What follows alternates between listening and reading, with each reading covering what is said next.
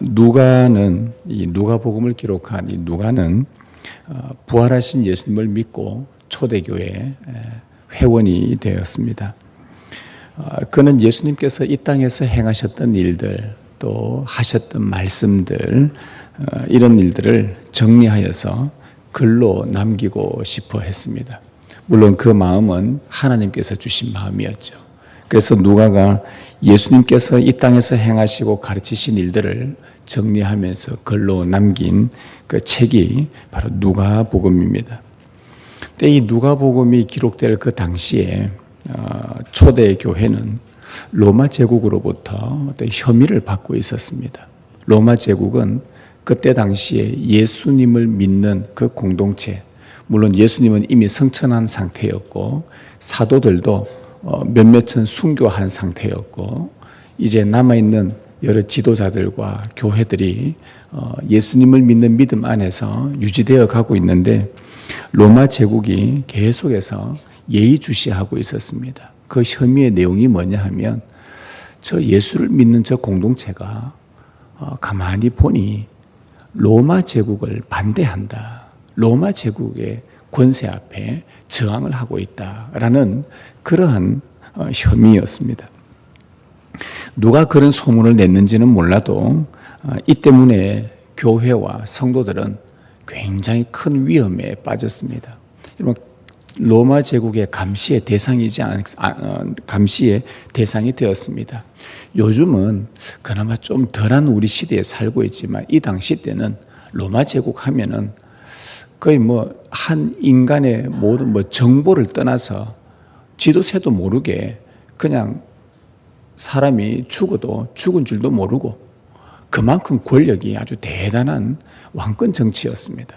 황제의 명령 하나가 결국 황제가 그 신으로 받들었던 그런 시대였기 때문에 그 제국으로부터 혐의를 받고 감시 대상이다. 그러면 모든 교회와 성도들은 굉장히 이 일로 말미암아 두려워 떨게 되어 있습니다.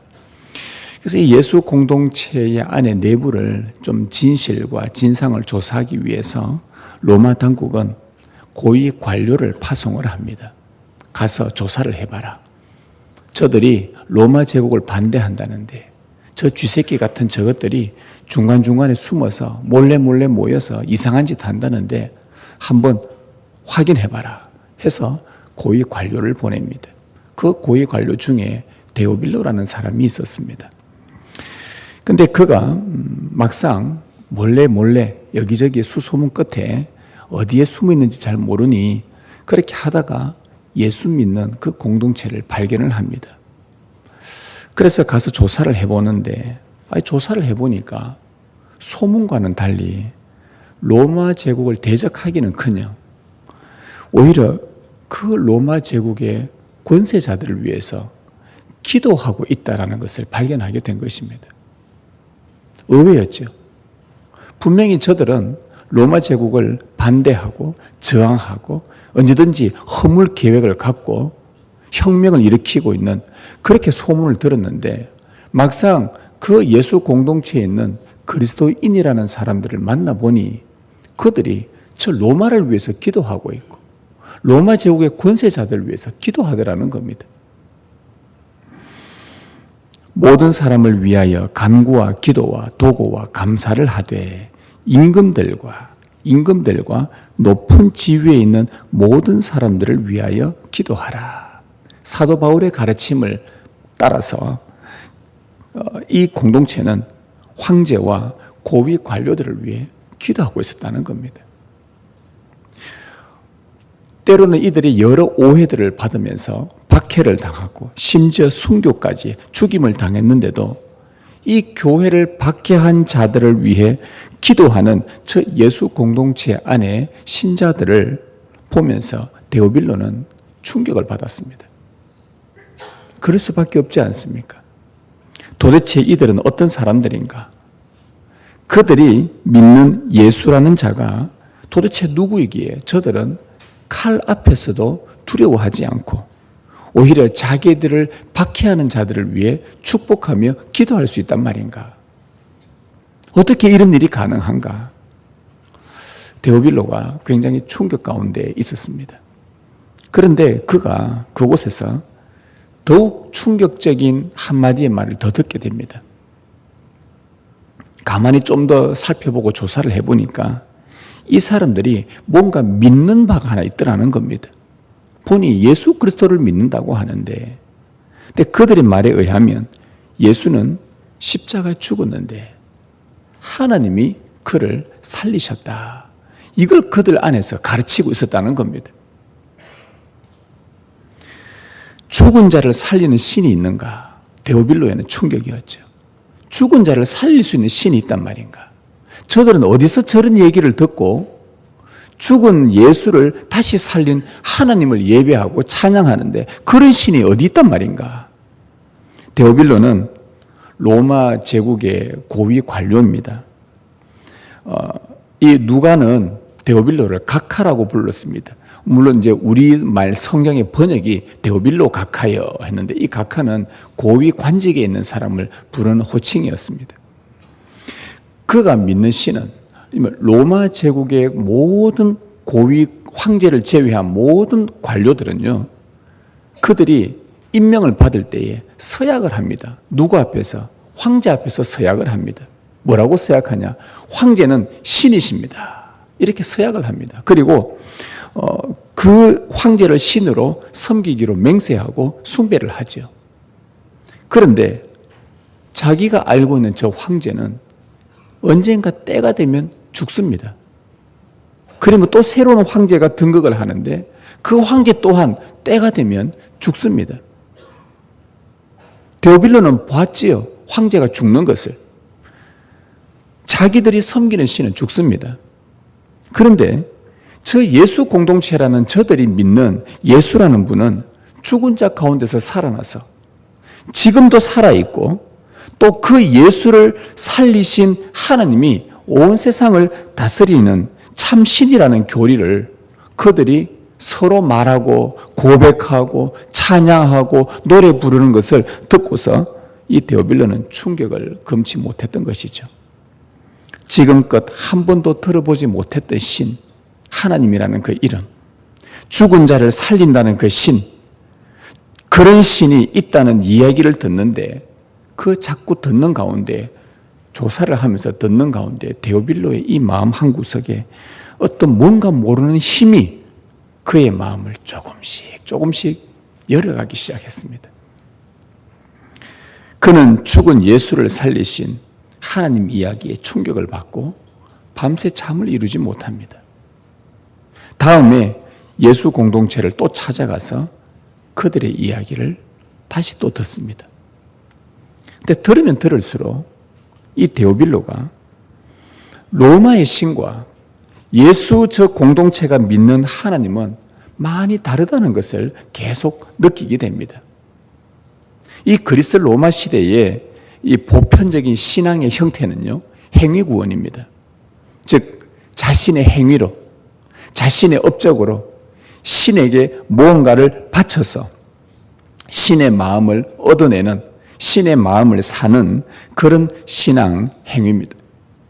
그렇게 해서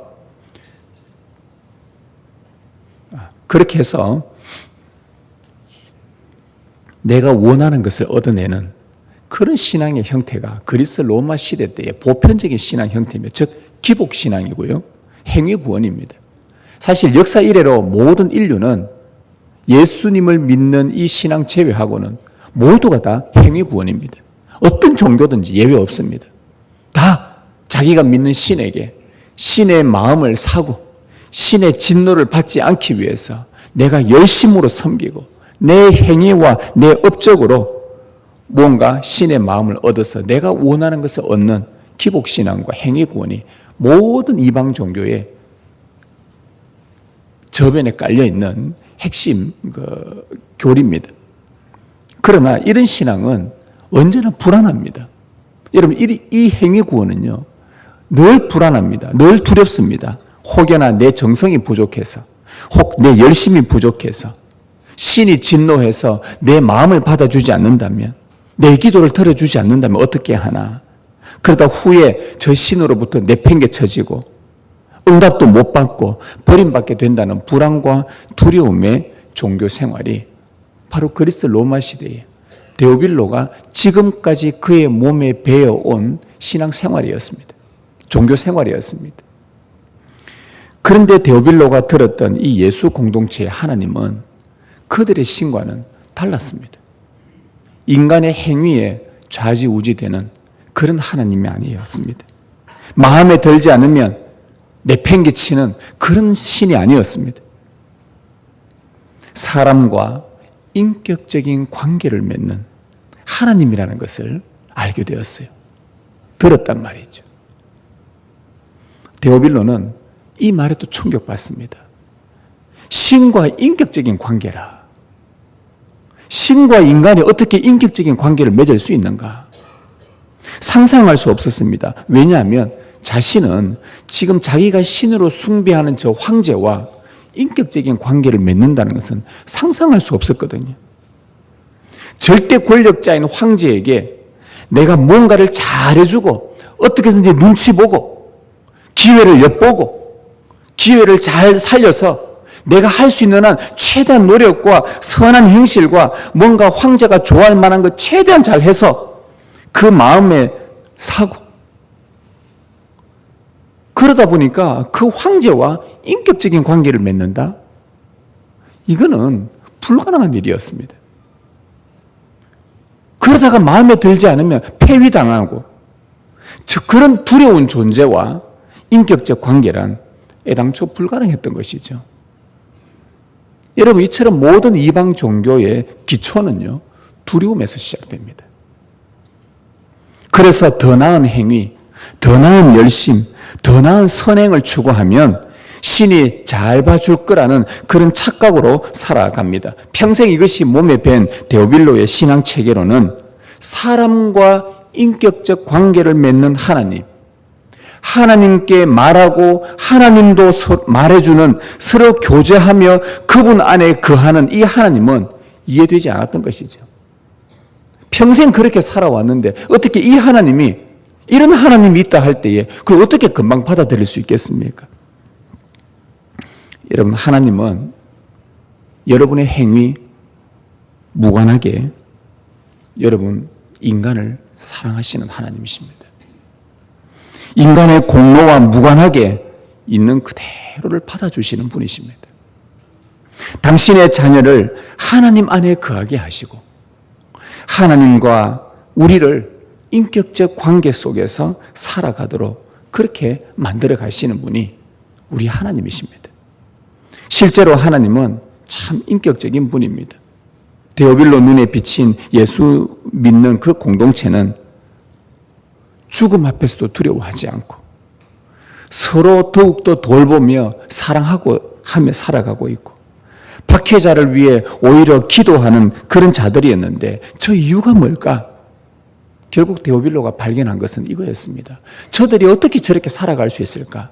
환난 중에도 서로를 돌아보고 서로 사랑하고 자기를 박해하고 죽이는 자들에게 그들을 위해 축복하며 기도할 수 있는 저 힘은 어디서 나오는가? 알고 보니 저들은 바로 저 위에 계신 죽은 예수 그리스도를 살리신 하나님 안에 거하면서 그 하나님과 인격적인 관계를 맺으며 그분이 주시는 힘 안에서 이 모든 것을 담대하게 버텨내고 이길 수 있는 힘을 얻었다는 것을 데오빌로가 발견하게 된 것입니다. 자기들이 알고 있는 신하고 이들이 믿는 신하고는 너무나 다르다는 것을 알게 된 것입니다. 데오빌로는 예수님을 죽은 자 가운데서 살리신 하나님께 그 마음이 조금씩 열리기 시작합니다. 누가는 바로 이 데오빌로가 구전으로 어렴풋이 들어서 알고 있는 이 예수님에 대해서 보다 더 확실하게 알게 하려고 예수님에 관한 이야기들을 누가가 기록하기로 마음을 먹습니다. 하나님께서 저 데오빌로를 구원하시기 위해서, 데오빌로의 마음을 열기 위해서 그 로마의 고위 공직자, 헛된 신 황제를 섬기며 거기에서 뭔가 자기가 구원을 얻어보려고 인생을 한번 대박 터뜨려 보려고 기회를 잘 포착해서 내가 이 틈에 내가 한번 내 자리 차지해 보려고 하는 그 데오빌로의 마음을 하나님이 움직이셔서 그에게 살아계신 하나님이 계신다는 것, 죽은 예수를 살린 하나님과 인격적인 교제 속에서 살도록 하기 위해 누가의 마음을 성령께서 감동시키셨고, 누가는 저 데오빌로에게 예수 그리스도를 보다 더 확실하게 알도록 하기 위해 그의 마음에 예수님의 행적들을 기록하기로 마음을 먹습니다. 그것이 누가복음입니다. 데오빌로를 위해서 여러 사료들을 준비했고, 특히 누가는 동력자고 도왔던 사도 바울에게서 들은 이야기를 종합하고 정리해서 누가복음을 기록을 합니다. 특히 그 중에서 누가는 베다니에 살고 있는 마르다와 마리아 자매의 한 사건을 들려줍니다. 데오빌로가 이 사건을 읽게 되죠. 이방 종교에 오래도록 심취해 있었고 행위 구원의 몸에 밴 데오빌로에게 이 마르다와 마리아 사건을 통해서 하나님을 믿는 신앙이 무엇인지, 부활의 주님을 만난 오늘 교회들이 최우선으로 추구해야 될 신앙의 형태가 어떤 것인지를 알려주고 싶었습니다. 어느 날 예수님께서 베다니 마을에 오셨습니다. 그 소식을 들은 마르다가 예수님을 대접하고 싶었습니다. 이 당시 때는 랍비, 즉 선생님이 자기 마을에 오셨다 하면 대부분 사람들이 영광스럽게 여기는 게 뭐냐, 저 랍비를 우리 집에 모셔서 대접을 하고 랍비로부터 말씀을 듣는 것을 가장 영광스럽게 생각했었습니다. 그래서 예수님이 오셨다, 우리 마을에 오셨다 하니까 이 마르다가 예수님을 너무 대접하고 싶었던 거예요. 예수님 우리 집에 왔으면 좋겠다. 그래서 여러 가지 말을 전달해서 예수님이 그래 오늘 마르다 집에 가자 하면서 제자들에게 그렇게 얘기를 합니다. 이 마르다가 얼마나 기뻤는지, 랍비 선생님, 예수란 선생님이 우리 집에 오신단다. 마리아에게도 얘기하고 온 집에 얘기하고, 혹시 이 예수님 오신다 하니까 들을 수 있을 만한 사람들은 친척들을 다 불러 모으려고 마르다가 마음을 단단히 준비를 합니다. 그녀는 예수님과 그의 일행을 자기 집으로 영접을 했습니다. 그 대접하는 그녀의 마음이 얼마나 따뜻합니까? 마르다는 그때부터 음식을 준비하느라 막 정신이 없습니다.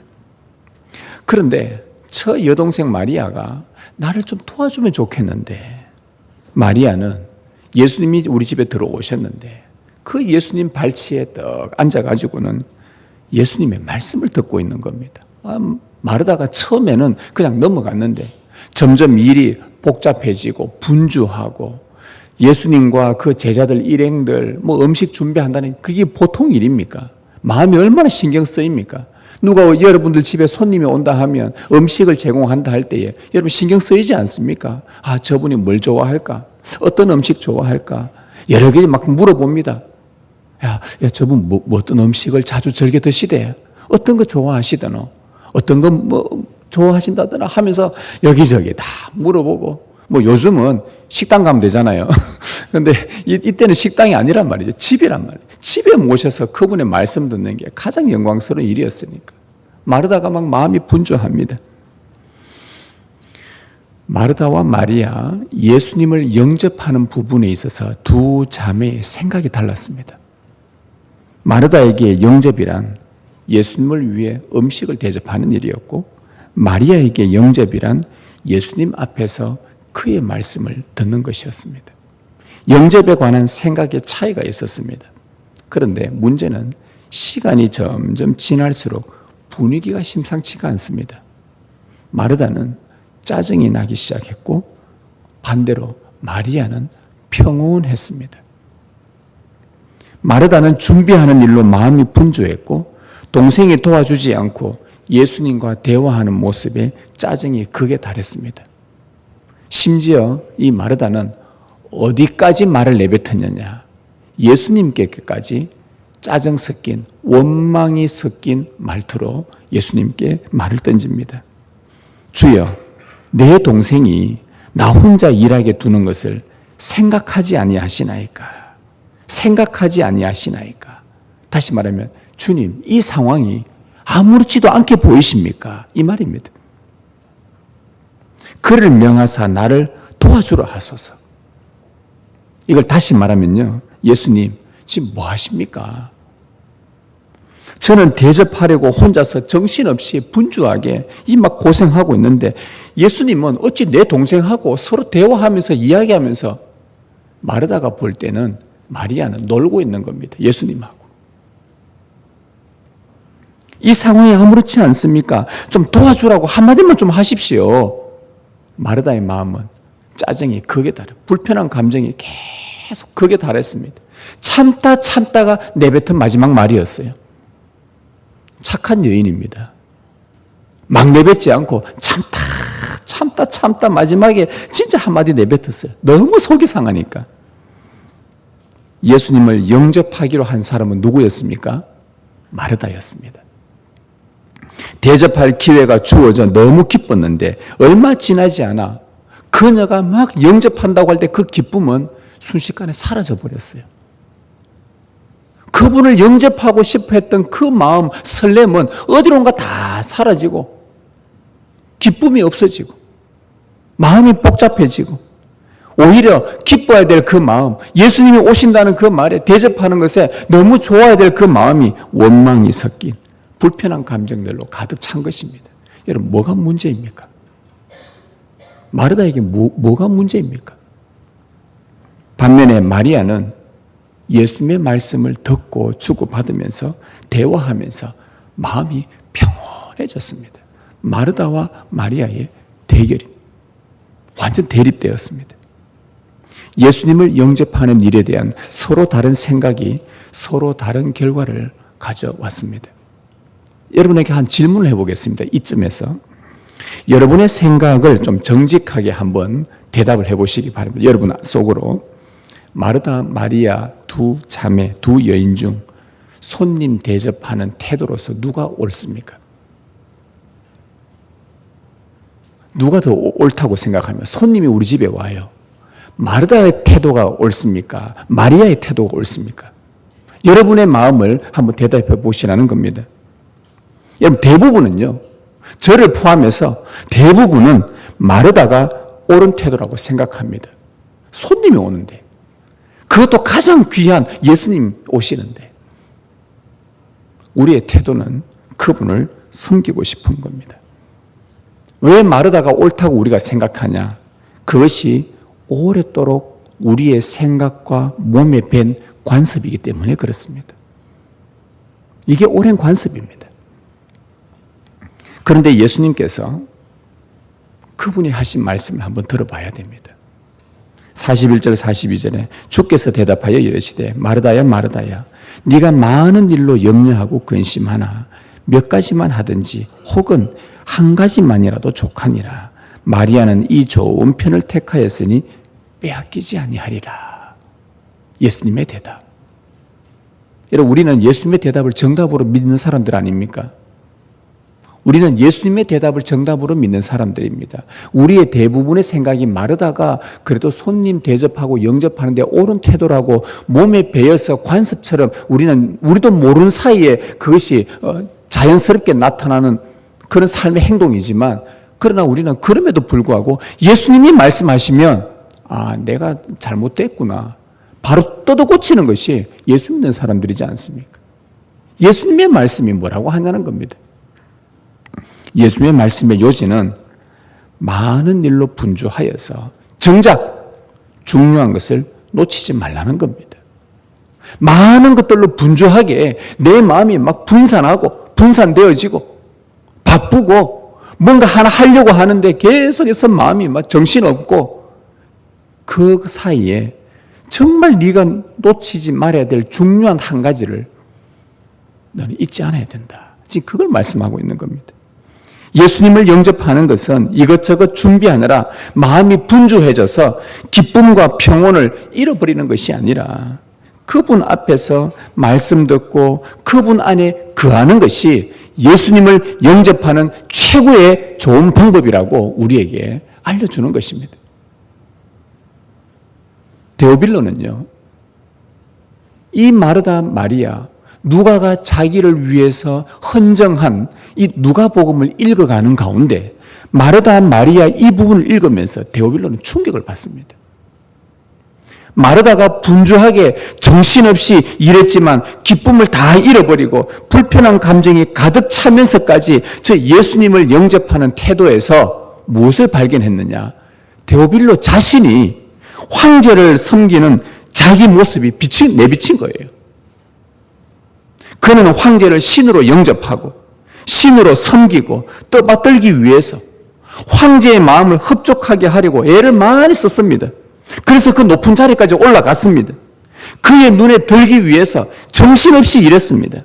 때로는 이 일을 해나가는 가운데 마음이 불편하기도 하고 정치적인 싸움도 있고 알력도 있고 기분도 나쁘기도 하고 짜증나기도 하고 힘들기도 했지만 이렇게라도 해야 자기가 인정받고 칭찬받고 그 직위를 유지할 수 있었습니다.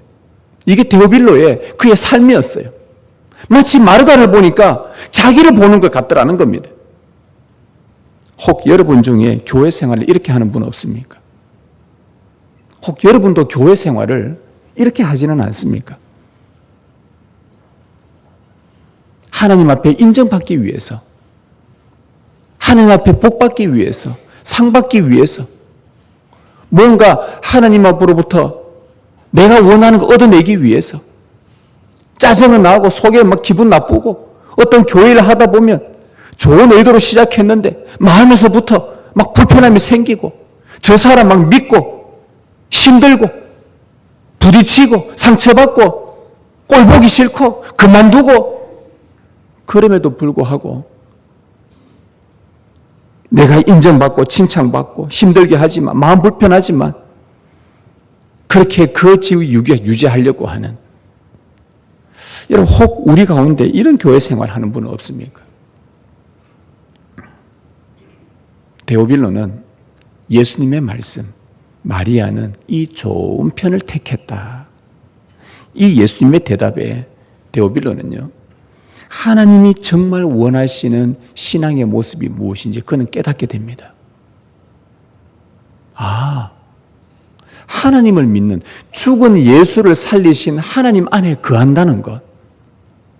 기독교 신앙의 핵심은 죽은 예수 그리스도를 살리신 하나님, 그분과 인격적인 교제 속에 그분 안에 거하면서 그분이 주시는 말씀 가운데 그 안에서 서로 교제하며 내가 너희 안에 거하고 내 말이 너희 안에 거하는 하나님과의 그 관계 속에서 끊임없이 그분과 교제하며 살아가는 이 좋은 편을 마리아는 택했다. 이게 기독교 신앙이구나.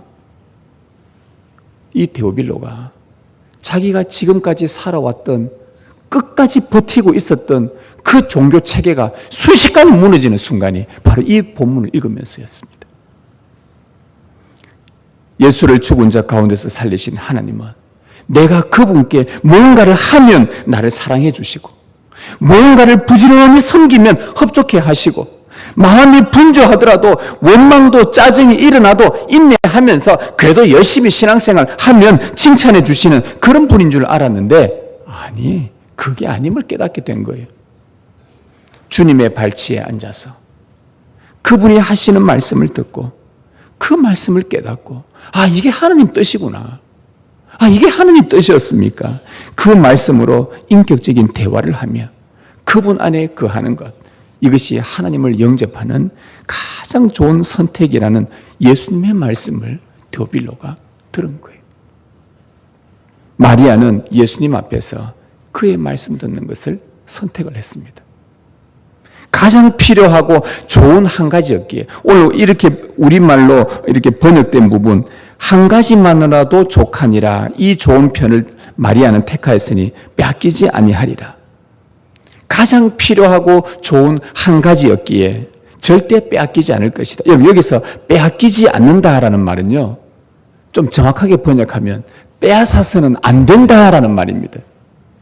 절대 하나님과의 인격적 교제 속에 그분과의 말씀 안에 거하는 이 삶은 마르다야 빼앗아서는 안 된다. 마르다가 지금 한 말이 뭡니까? 예수님께 마리아가 지금 빨리 나한테 와서 이거 좀 도와주라 하십시오. 이러지 않습니까? 그때 예수님 하신 말씀은 마리아가 가장 좋은 편을 택했는데 그 마르다야 너 그거 빼앗지 말아라. 너한테 가서 도와줌으로 인해 나와의 내 안에 거하는 이 삶을 버리는 그거 빼앗지 말아라. 그거 빼앗아서는 안 된다. 왜? 그게 가장 좋은 편이기 때문에. 그게 중요한 것이기 때문에. 그게 놓쳐서는 안 된다. 데오빌로는 초대교회 성도들이 죽음 앞에서도 두려워하지 않는 그것을 보면서 저들은 예수를 죽은 자 가운데서 살리신 하나님 안에 거하고 있기 때문이라고 확신을 했습니다. 그들이 환난 중에도 서로 사랑하며 섬길 수 있는 것은 진리의 말씀으로 하나님과 관계를 맺고 있기 때문이라고 확신했습니다. 그들이 박해하는 자들을 위해 축복하며 기도할 힘이 생겨난 것은 말씀으로 하나님과 인격의 관계를 유지했기 때문에 버틸 수 있었다고 데오빌로는 확신을 했습니다.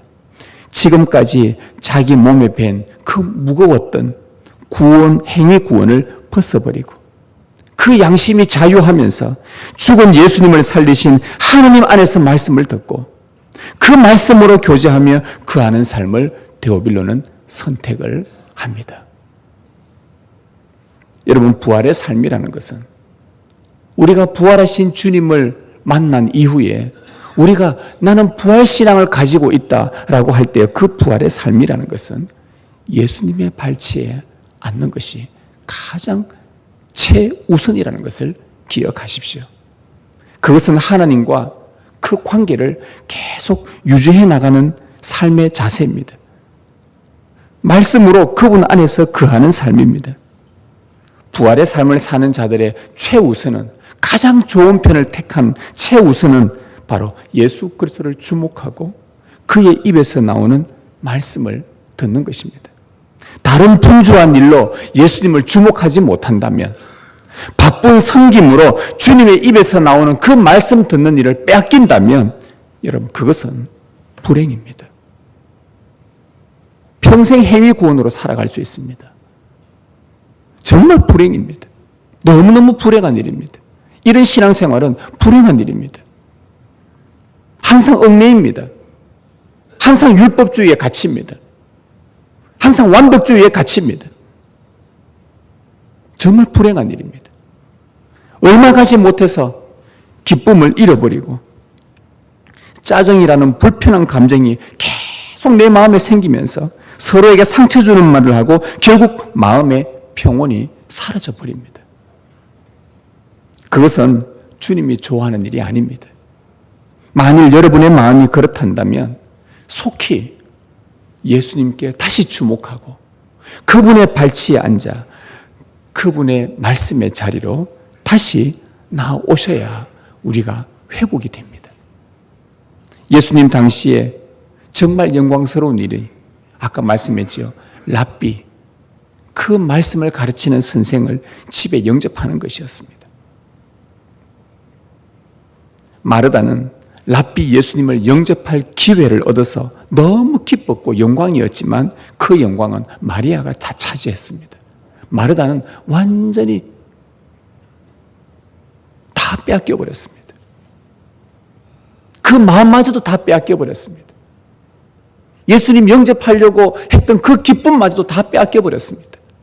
분주함 때문에, 정신없이. 오늘날 우리가 말씀을 들을 수 있는 이 공적 예배당, 바로 이곳에서 여러분 매주 주님의 입술을 주목하시길 바랍니다. 주님이 말씀하시면 이게 오늘 주님이 나에게 이 말씀을 주시는구나.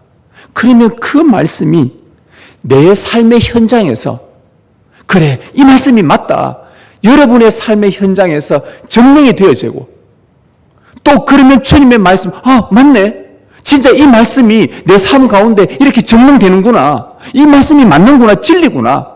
그러면 그게 확신이 들면 다음 주에 또 이곳에서 주의 말씀을 듣기를 사모하게 됩니다. 또 말씀 들어야지. 그 말씀이 내 삶에 또 증명이 되고 또 말씀을 듣고 또 증명이 되고 이것이 반복되면서 우리도 모르는 사이에 하나님 안에 거하는 말씀으로 하나님 안에 거하면 그런 인격적인 관계가 점점 단단하게 맺어 갑니다. 이것이 반복되면서 주님을 향한 신뢰가 견고해집니다. 여러분, 그리고 나서 여러분의 마르다 같은 섬김이 필요한 것입니다. 그리고 섬김이 필요한 거예요. 우리가 주님을 신뢰하지 못하는 이유가 여러분 뭔 것 같습니까? 여러분, 우리 주님을 100% 신뢰하십니까? 어떤 경우에 어떤 상황에서도 완전하게 100% 신뢰하십니까? 우리가 주님을 신뢰하지 못하는 이유는요, 그분의 발치에 앉아서 사모하는 그 마음으로 말씀에 귀를 기울이지 않기 때문에, 이것이 쌓이지 않기 때문에, 말씀을 들었고 끝나버리니까 말씀을 듣고 내 삶에 정령을 해내야 되는데 살아내면서 이게 이 말씀이 맞구나, 진리구나, 이것을 끊임없이 반복하면서 이 말씀이 내 안에 계속해서 그 신뢰도가 쌓여가야 되는데, 그럴 때에 하나님을 여러분들은 이 예수 공동체 초대교회 사람들처럼 자기를 박해하는 자들을 향해서도 축복하며 기도할 수 있고요. 어느 누가 세상에서 자기를 박해하고 자기 등에 칼을 꽂는 사람한테 저들을 축복하며 기도하는 사람, 세상에 어디 있습니까? 누가 가능합니까? 하나님의 말씀이 이 안에 충만하게 거하는 사람들입니다. 그것만이 가능하잖아요. 환난 중에서도 저 자들을 돌보고 사랑하게 되고요. 그럴 수밖에 없지 않습니까? 그 말씀이 우리 안에서 역사하고 있는데, 하나님과 인격적인 관계를 맺고 있는데, 아내가 남편을 100% 신뢰하고 남편이 아내를 100% 신뢰할 수 있는 이유가 뭐가 있습니까? 인격적인 관계가 끊임없이 단단하게 그 신뢰도가 쌓여가는 것. 그랬을 때에 서로 의심하지 않고 부부의 신의와 정조와 도리를 지켜나가는 것 아닙니까? 예수님께서 제자들과 마지막 밤을 보내시면서 나눈 대화의 중심 주제가 뭐였습니까? 예수님께서 성찬을 하시고 제자들과 마지막에 제자들의 발을 씻기시면서 그들과 마지막 십자가에 죽으시기 전에 겟세마네 동산에 기도하러 가시기 전 제자들과 나누었던 마지막 대화의 핵심 주제가 뭡니까? 내 안에 거해라, 이거였습니다. 이것이 가장 필요한 한 가지라고 말씀합니다. 마리아가 선택한 가장 좋은 편, 바로 그거였다는 겁니다. 그래서 요한복음에서 예수님이 마지막에 제자들과 나눈 대화, 요한복음 15장에 너희가 내 안에 거하고 내 안에 살고, 그리고 그 다음만 내 말이 너희 안에 거하며, 너희는 내 안에 거하고 내 말씀이 너희 안에 거하면 뭐든지 원하는 대로 구하라, 이루리라. 여러분, 뭐든지 원하는 대로 구하라? 내 안에 하나님의 말씀으로 충만하면 여러분 뭘 원하겠습니까? 하나님을 원하게 되죠. 하나님의 뜻을 원하게 되지 내 뜻을 원하겠습니까? 내 말이 너희 안에 거하면 나를 떠나서는 너희가 아무것도 할 수 없습니다. 이게 마지막 제자들과 나눈 대화였습니다. 주님의 발치에 앉아 그분의 말씀으로 하나님 안에 거하며 이런 인격적 관계를 갖지 않으면 그 다음에 행하는 우리의 모든 이런 행위 구원이요, 해봤자 아무 유익도 없고 구원의 유익도 없고 쓸모없는 짓이란 뜻입니다. 성도 여러분, 우리가 부활의 주님을 만나고도 여전히 행함이 말씀보다 앞서는 관습이 몸에 배어 있다면, 여러분 그 행위 구원이 몸에 배어 있다면 속히 말씀 앞으로 나오기를 바랍니다. 부활의 주님을 만났던 제자들처럼, 주님의 발치에 앉아 예수님을 영접한 마리아처럼 말씀의 교제로 하나님 안에 거하는 삶을 최우선으로 가장 소중하다고 그 삶으로 여러분 한번 바꾸어 보십시오. 어떤 일이 벌어지는가? 자주 말씀을 듣는 것과 그 말씀 들을 때마다 이 깨닫는 것이 한데 어우러져서 듣는 것과 깨닫는 것이 함께 더욱더 견고해지면 그 영광스러운 일이 여러분의 삶에 나타날 것입니다. 이것을 절대 빼앗기지 않기를 바랍니다. 이것이 예수님을 영접하는 최고의 선택입니다. 여러분, 이 은혜가 여러분의 삶을 지배하시길 주님의 이름으로 축복합니다.